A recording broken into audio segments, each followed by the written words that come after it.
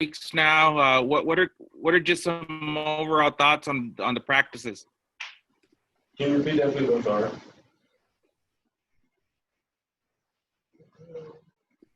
Just what are some of your overall thoughts on the practices? Just working every day, getting better every day, and taking it one day at a time.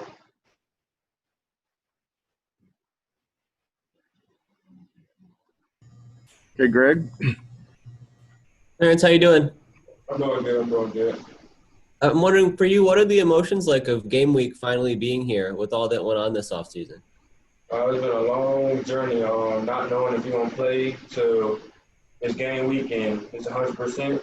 We're ready to go. Did you have any doubts about whether this season would happen, or how did you feel about that? Here and there, I was just taking it one day at a time, still working like it can be a game tomorrow. So, really, if the game came the next day, I would have been ready. Given all that's gone on with the pandemic, what's been the biggest difference from game week this year to like what a game week looked like last year? Just COVID testing, just different, being more apart, not really being as social. That's really all. Everything else been on board. Coach is saying that sometimes you guys sort of have to adjust practice just based on who's available and who's not. Is it tough as a player to sort of roll with that, or how do you approach that? Not at all. I mean, you just got to go next man up and, just got to get through every day, because when you play football, all you got to do is necessary. Is it tough to sort of prepare for a game day without knowing who might be on the field with you or what your roster might look like? Not at all. Every day, everybody locked in. We all focused. We know what's at stake. So if somebody go down, next man got to be up, and he gonna be ready.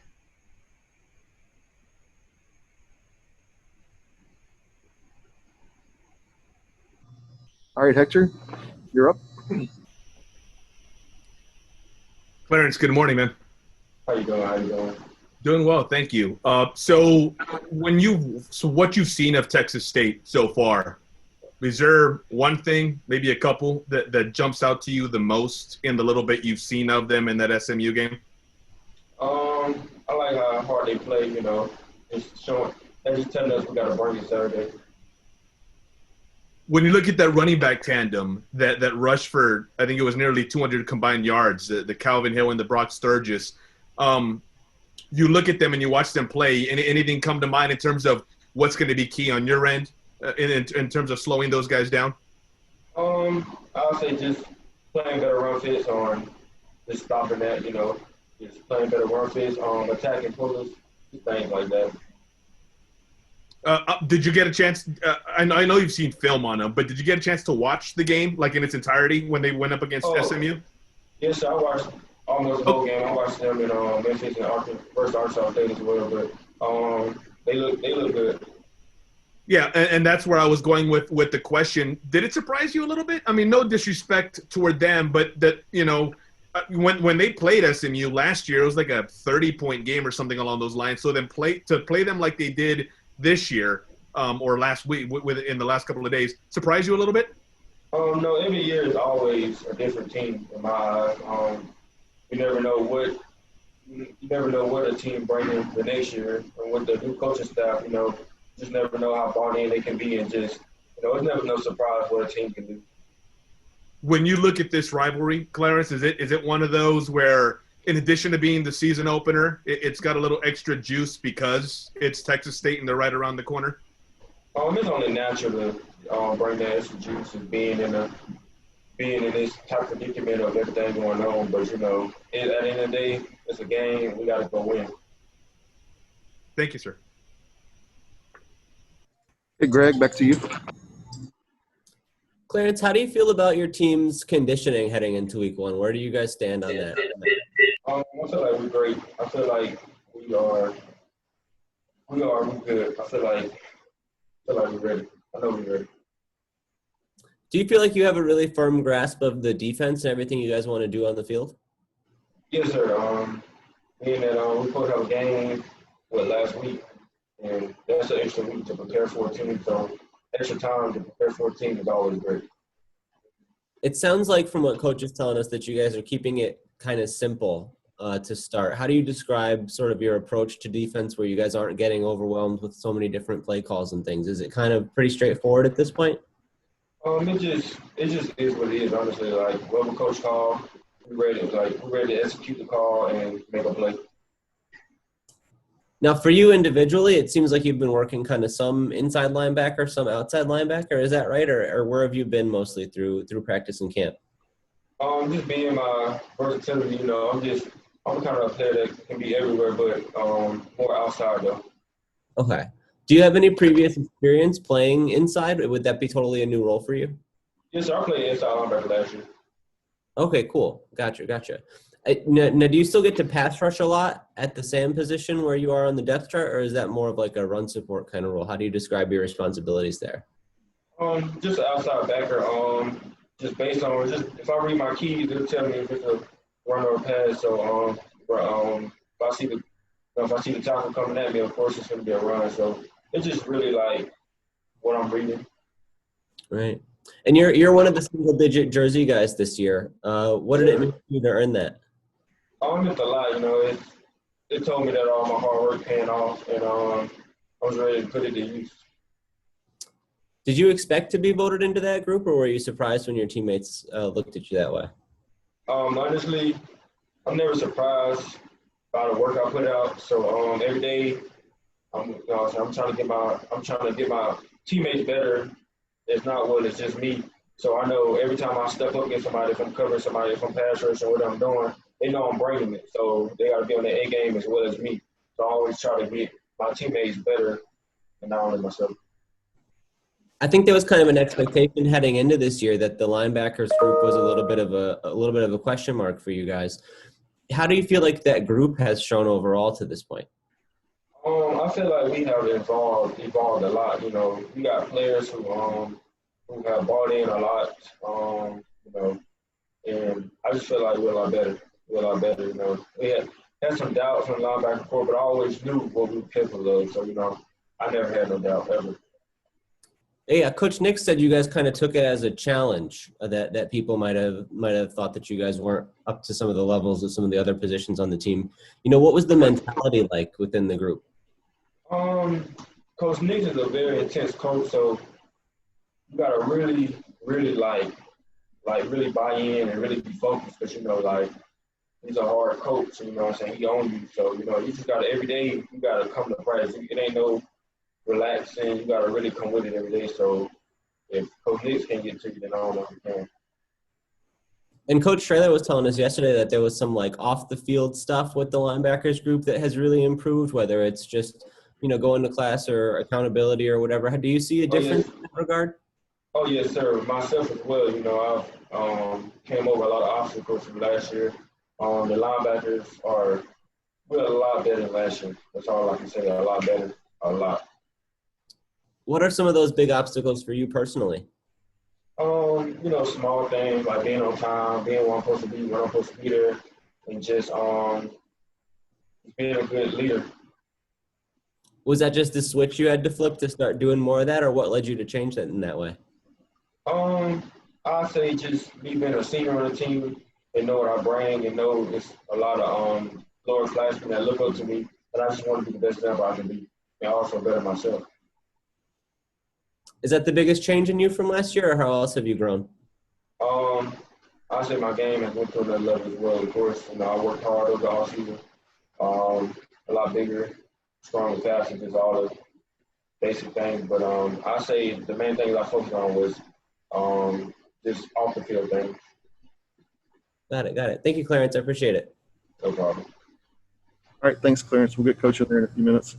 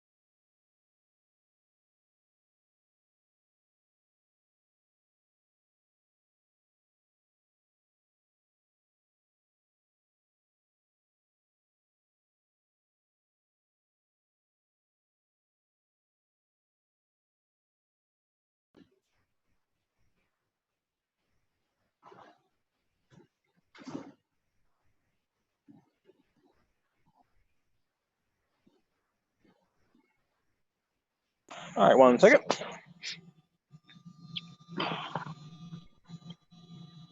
Actually, I think it looks good by itself right there. All right, Kyle, I'm good. I'm going to go ahead and mute myself. That's all you.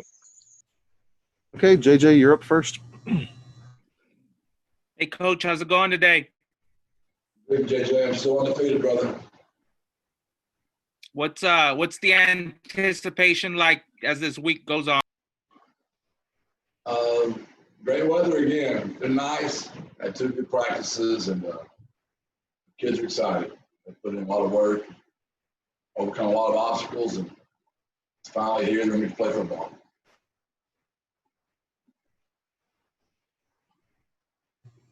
Okay, Greg.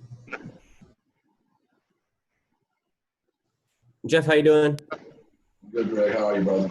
I'm good. I'm good. One of the things that we saw yesterday when the depth chart and some of the game notes came out was that Antonio Parks is a single-digit jersey guy. I'm wondering sort of how he got added to that group at this stage. AP was a senior and had a lot of votes. And I just felt terrible taking a number off of the senior.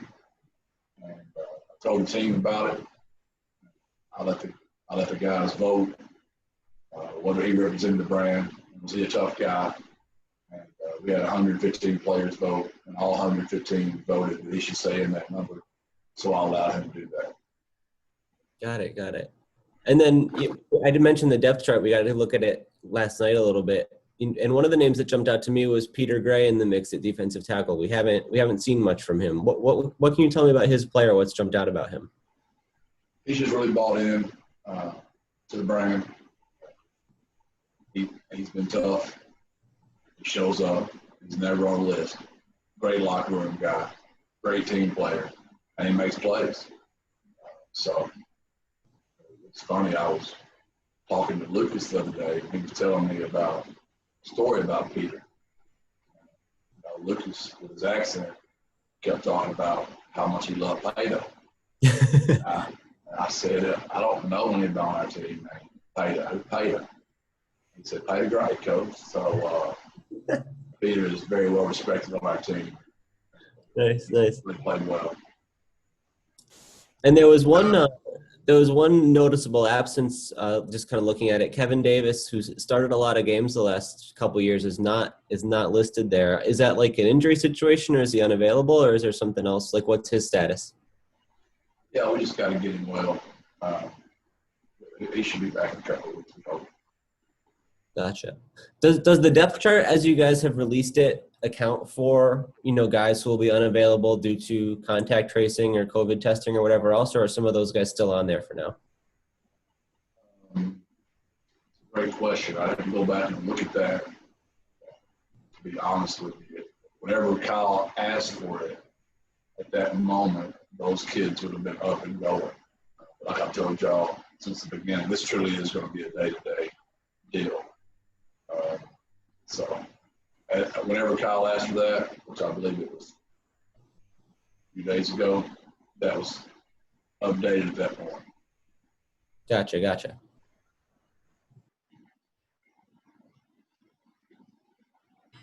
Okay, Hector, you're up. Morning, Coach. Hi, Hector. Hey, along those lines, Coach, is there an update on the 13 guys who had to miss because of antibodies and the whole deal? Yes, sir. We've gotten of the 13, 8 will be out due to contact tracing. 4 have been cleared to play, and we're waiting on the 5th one. Gotcha. And forgive the ignorance in terms of how the testing works on a day-to-day basis. Is with those 13, is that it in terms of that's all you have to worry about in terms of those guys being out, or is there another potential snag in terms of great, now we've got to go through another round to see if maybe we might be out another couple of guys? Yeah, we tested yesterday. We test again tomorrow, and we test again Friday. So we've got 2 more to go still. It literally is, Hector, a day-to-day situation. The next man up mentality. That's why you've got 115 players on the roster. Walk-ons are very important right now. Fourth-string guys, third-string guys, scout team guys, everybody's up. God forbid, what if Barry Lundy Jr. tests positive Friday? Next man up, Tyrone Nix. Next man up, Jeff Traylor. Next man up. It truly is a philosophy you're going to go by this year, and this year is going to be like none other. And no one's going to care at the end of the day. What matters first and foremost is the health, safety of our kids. And if that protocol, they got to be out. That's what we're going to do. We're going to look at the injury report. We're going to go with Dan Bellman, Nick Turner's recommendation. We're going to coach the next guy. And that's the way it's going to be. When you look at Texas State, Coach, I'm under no delusion here that you're going to give away any part of the game plan or anything along those lines. But is there something that stuck out to you on either side of the ball when you watch Texas State and you go deeper into the game film in terms of things that they really did well, maybe unexpectedly did well? I know that's tough to say considering it's the first game, but maybe anything that jumped out at you. Just the progress that Coach Spavital has made from year one to year two. You can tell he's got the program headed in the right direction. His kids really wanted to play football Saturday. Coming off the season they had before, they were competitive last year. They just couldn't get over the hump. And this year they're taking another step. That doesn't surprise me. I told y'all before, Coach Spavital coached my son Jordan.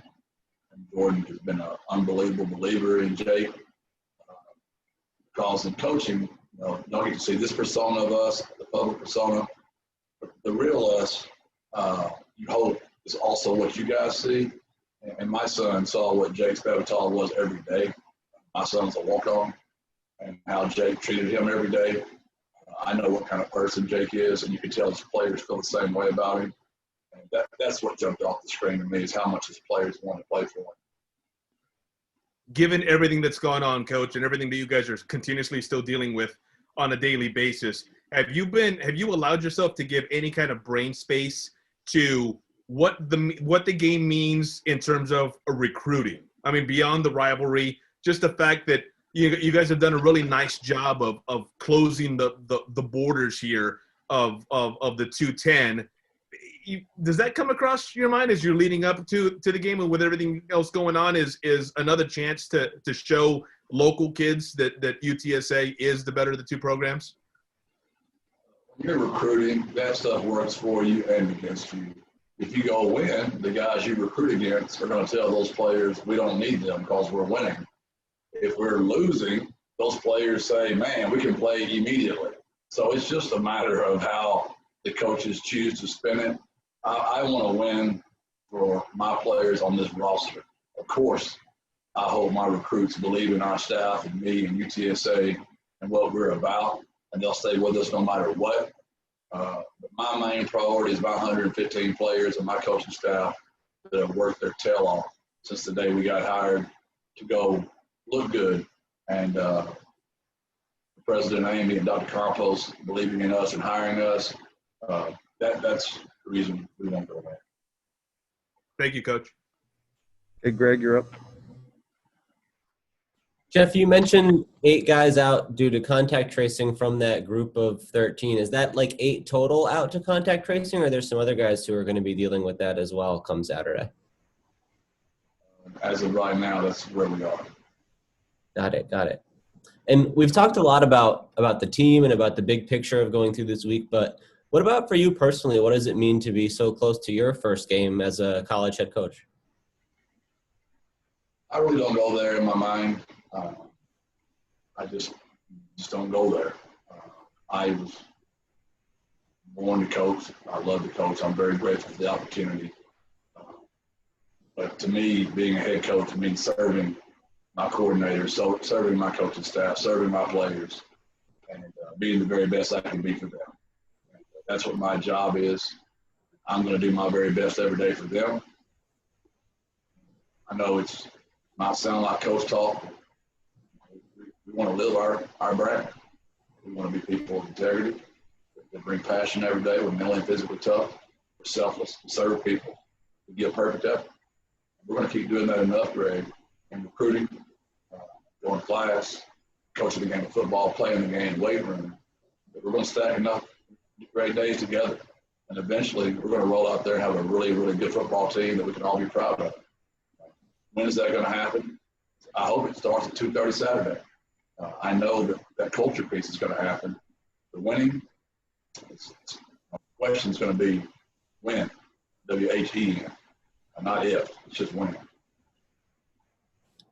I think because of the way this year has gone and all the hurdles you guys have faced, that it kind of feels like you've been here for quite a while now and you've kind of been through it and been around the block. Do you sort of have that sense, or does this week still feel very new and fresh to you getting ready for this game for the first time?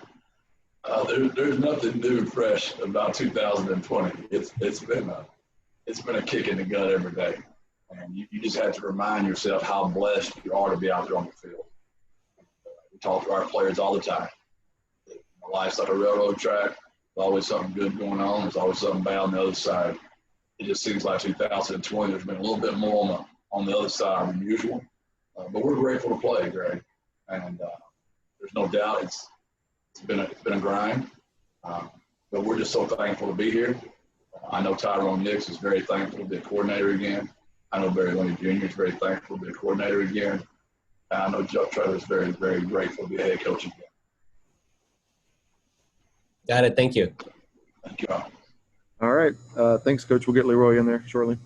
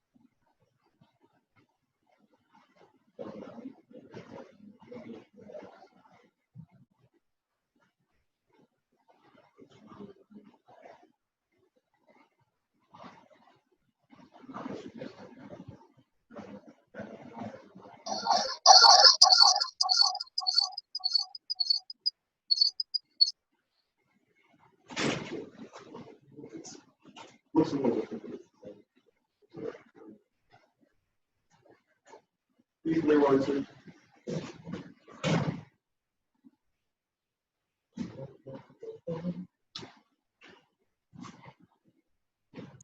Give me 1 second.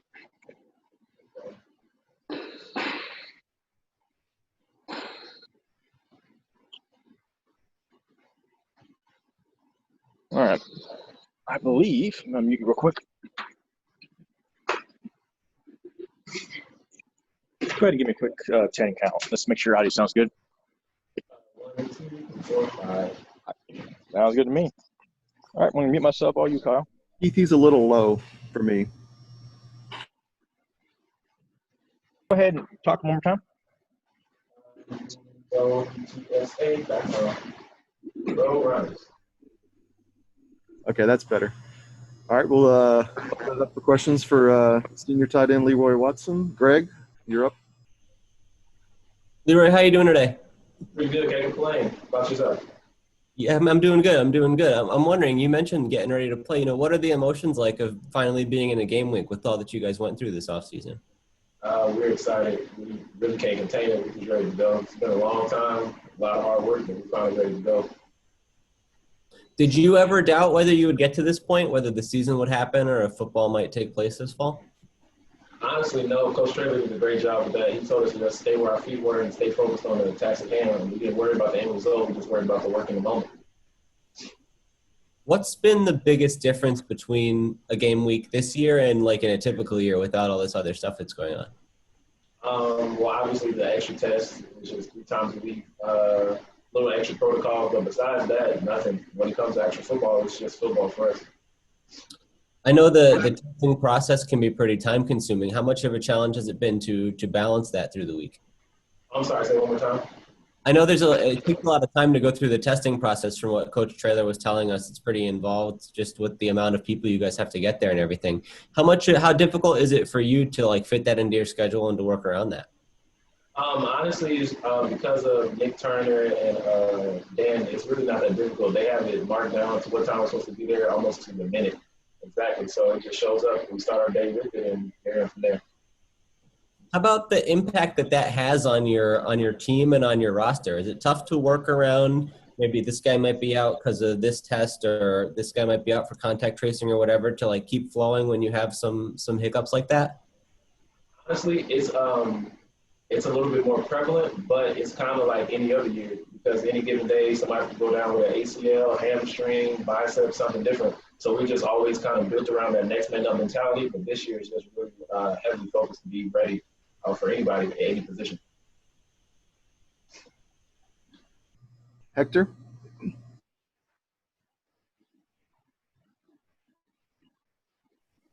All right. Sorry to go out on mute. Apologies. Good morning. Good morning.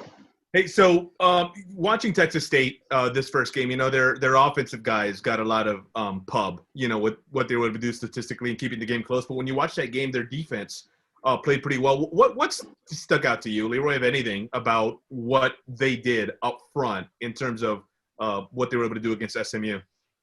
Well, first off, they played a nice 3-down, which is a look that we're kind of accustomed to, but they're really good ball players. They play hard, they fly around to the ball, they play with high energy. Given that it was their game opener, but I think they'll do the same thing with us. So we just got to be able to match their energy. I asked this with no disrespect intended toward Texas State, but given their struggles last year and given the matchup with SMU last year, where they lost to SMU by like 30 points or something like that, to go out and do what they did in the opening week, did it catch you a little off guard? Did it surprise you as you're watching that ball game? Honestly, no. You just kind of expected that. They bought into their program. You can tell that they all believe in their head coach. And just kind of like we do, they're just ready to play. You can show that it didn't really matter what happened last year. They were focused on this year and came out and hit them in the mouth. A little bit of a change of pace here. Greg was just asking about the testing and you guys going through it, right, and doing it on a daily basis. Can you speak to that? Is there something to be said for when you head into practice, like you start your day taking a test and with, I don't know if fear is the right word, but with the concern and the worry that whatever that test says, you might not be able to practice later on that day or the next day or even play in that game. Can you speak to how you mentally you're able to carry that in addition to getting ready for a game? It kind of starts with the beginning of the week. We're heavy in preparation, so we prepared, and we started the season off by saying, because we knew we were still in a pandemic, that we were going to keep our bubble intact, which it means sacrificing, meeting certain people, going to certain places, but we had to make sure that if we wanted to play football, we had to keep our bubble intact. So it's kind of carried over from since Coach Traylor got here, that it's really not, it doesn't affect us as much as some teams would, because like today we were 100%. We like to keep our bubble tight and we focus on that, so it's not really a problem for us. This game against Texas State, obviously it's going to have juice for a lot of different reasons. Season opener, a lot of folks thought, maybe not you guys, but a lot of folks thought we'd never get here. So there's going to be anticipation. How much does it being Texas State add to that juice? It adds a lot. They're right down the street, and they're a great program. They play hard. A lot of people on the team know the players individually, and let's be honest, it's our rival. So, of course, we're going to come ready to play, but it wouldn't matter if it was Texas State, SMU, or LSU. We're going to line up to play. It's time to go. Thank you, Leroy. Appreciate it. Thank you. Hey, Greg, back to you. Leroy, to what extent do you guys feel ready to take the field for this first game? Do you feel like you've done all the prep work that you need in practice and are kind of up to par as a team? Yes, sir. We're meshing very well in offense. Our defense is still outstanding. They do what they do. And we're ready to go. We're heavy. We've been waiting for this moment for months now. Every day, just a grind in and out. We're ready to go.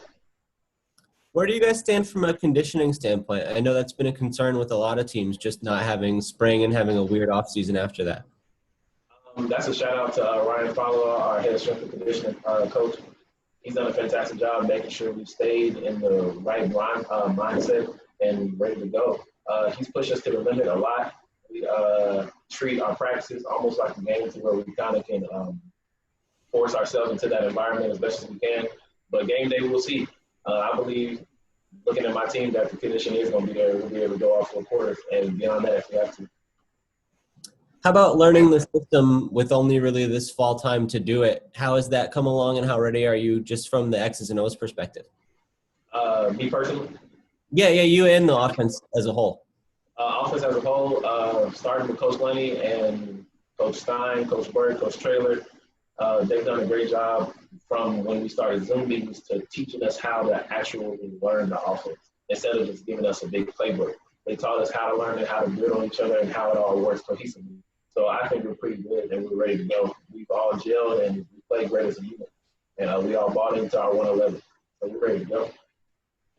It sounds like, based on what Coach Traylor said, that you guys are keeping it pretty simple to start out, not trying to do too much on offense or have too much going on. Can you tell me a little bit about the approach in that sense? We're going to stick to our triangle of toughness. We're going to stop the run on defense, run the ball, and play good on teams. We're just going to line up and have a little fun. But do you think they've made an effort to keep it simple for you guys so that you can do that without having to overthink it too much in the moment? Personally, I don't really know. That's probably up to Coach Lenny and them, but I just line up and get ready to go. Make sure my teammates are ready. Well, you did get voted to one of those single-digit jersey numbers. What did that mean to you? It means a lot. It showed that my leadership came across to a lot of the people on the team and that they cared enough about me and thought I was worthy enough to wear one of those single digits, which means a lot in our program. It's part of our culture. I was good enough to show those 5 pillars, and they thought the best of me to do it, and it means the world to me. When you found out that was sort of up for grabs, was that something you really wanted to go for, or how did you view that opportunity? Oh, absolutely. I wanted it. I wanted it bad. I knew I was a leader on this team, and I knew I had to lead this team to make sure we wanted to go and reach and strive for the aspirations that we wanted to get to. And I knew showing the 5 pillars, passion, mental toughness, selflessness, and perfect effort, I had to show that to get that, and when I did. I want to ask you about a couple of your teammates. I know Sincere McCormick is coming back this year after a big season. Sort of, what's your impression of him and what he brings to the table for you guys? Sincere is dynamic. Y'all saw what he did last year. He's on the watch list this year, and we expect him to do the same thing. He's a special talent, and this year he's a little bit more mature, and he's a little bit more field ready. I mean, he was a freshman last year, and all those experiences and reps he's getting ready for this year. So we expect a lot out of him, which is why he's number 3. How do you see that maturity? In what ways does that show itself on the field or in practice? Little things. We focus on the little details, like making sure you jog and run all the way off the sideline, or making sure you're buttoned up to the teeth. We just focus on little things and details. And for a 19-year-old to be focused on his 10-shot being buckled up at all times means he's locked into what we're trying to do. The other one is Spencer Burford, moving out to tackle this year. I know you're probably lined up next to him a decent amount, getting to see him up close and personal. What jumps out about his play to this point and how he's taken to that new role? Spencer, he's a freak. To be honest, he's 6'5", 300, and he can run probably as fast as me. He's a different type of dude, and he's embraced his role and tried to help the team as best he can, which is why he was willing and happy to go to tackle. He's a different type of dude. Got it. Thank you, Leroy. No problem. Thank you. Anything else for Leroy? All right. Thanks, everybody.